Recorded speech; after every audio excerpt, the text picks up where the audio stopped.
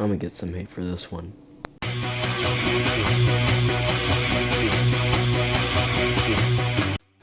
Alright, to start this one out, I just want to point out some of the things that I thought was good about Evangelion. And I don't give a shit about how you pronounce it. I've been corrected many times, but I believe it's pronounced Evangelion, which I think is the correct way, so shut up. Anyways, one thing that I thought that Evangelion stood out was with its unique story and plot, okay? I know I sound like a weirdo because I've literally never talked about any anime in my life or on this channel, like mainly to like my audience on YouTube. But what I'm mainly wanting to talk about here is how different it is than everything else I've seen. I know it's a bit older than most of the stuff I watch, but or I guess most of the stuff that's popular today. However, I just want to think about how unique the story is. You know, like listen.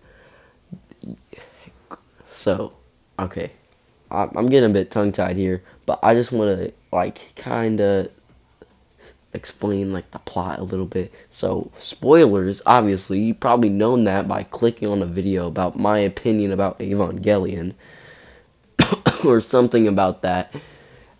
But so basically, think about it. These giant man the man these giant monsters that came from Antarctica, something that people have been thinking for a while, that you know, what's in Antarctica, you know? We've barely explored it. I don't even know if that's true, but barely explored it. What could be in there? Um and just seeing how civilization would react to such a thing. These giant monsters that adapt to everything you do to try to stop them. They just become smarter and smarter, and their sole purpose is just to end civilization. And the one way that the Evangelion, or I guess humanity in the series, countered these giant monsters coming out of nowhere to regain what was originally theirs. Something that they did was the city, everything was going up, and then it's like an elevator. Everything just slowly like comes down into this giant cavern of where it's what people would think is safe. But with, as I said earlier, with all those monsters adapting and getting into and finding ways to counteract their Evangelion mecha suits. And what was one? Oh yeah, I wanted to point out, I've been thinking about this for a while. There was one that didn't really have a body. It was like a virus or a fungus, and it connected to electricity. And what it did, it connected to the three. What was it? I haven't watched Evangelion in a while. I just wanted to talk about it. But it connected to the three. What were they called? It was like motherboards that basically predicted the best possible outcome that could have been taken. And what it did, it actually hacked into that system. And imagine that back when these monsters were not frozen and not and not everywhere, back when civilization seemed impossible to exist, this thing still was alive. And just to think of how much it adapted to this, probably from looking at the past not Evangelions, the past angels, and seeing what they did. So it adapted to that.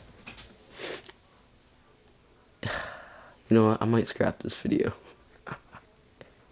I just wanted to talk about how much I like this show. I might do it with future animes that I liked, or just shows in general. Like, what's a good one? Like Gravity Falls, Adventure Time, and the regular show. Like, it doesn't even have to be animes. It can just be shows that I liked as growing up and today. So I just want to give my opinion about Evangelion. So far what I've talked about is what I think is cool about the show. All the cool angels and the huge mecha suits and how society and these angels adapted to their environment and what they saw. So now let's talk about what I don't like about this show. I guess to start off about this show is just how confusing the end was. Like, I kind of get the end. It was him. I've already forgot the main character's name, but he was stuck in this like kind of limbo in his mecha suit, living out a life that would be perfect for him, something that he would want to happen, something that technically like the perfect possible world for him. And it was I only remember one girl's name. It was Asuka, I think, or Asuka. It was the red-haired German girl. And it was about how he had the perfect life and his parents were together and they just had such a good time. But just that ending, while I was thinking about it and how he's living the perfect life, but everybody else who knows what is happening to him is suffering with the attack of, I forgot which angel it was. It was like angel like 14. There's like so many of them. But after that last attack, oh my god, I even forgot what the organization's called. But the organization that basically protected everybody was that collapsed, and they all fucking died. They all got murked. So I just thought that ending was so confusing, but I get it, and I kind of like that ending. But I do have to admit, I've only watched season 1 and 2. I have not seen any of the movies. I have not seen anything else that is correlated to Evangelion. Okay? So this is coming from a person who's only seen season 1 and 2. Alright? So calm your shits, weirdos. So I don't know what happens in the movie, and I have no intention of ever watching it. So something else I wanted to add is how bad they did that one girl with the light, I forgot what she had. It was either light gray or light blue hair, and how bad they did her when they revealed of why she had no personality and how she forgot all about everyone because it wasn't her. She was a clone. Oh yeah, spoiler alert. I've said this about, that's my second time saying it, of how she was a clone. And she was like the perfect, what was, it was the perfect host, I think that is what they were called. The perfect host for that mecha suit. So they wanted to preserve her after she died. I do not know how she died. As I said, it's been a while since I've watched it, and I've only seen season 1 and 2. So if they did say something, I've probably forgotten it. So, as I was saying, I just want to say how much I dislike that show at the moment, but I also want to say how much it made sense of why she had no emotion. And the only time she ever showed emotion, which I don't know if it was like programmed into, not programmed, I guess you really can't program, or if it was just like this tiny little bit of emotion left of her. It was after they had gotten done fighting with Angel, the main character, the little kid, I'm just gonna call him John, or I'm gonna call him like fucking Kenny, because he looks like a Kenny, the brown-haired skinny kid.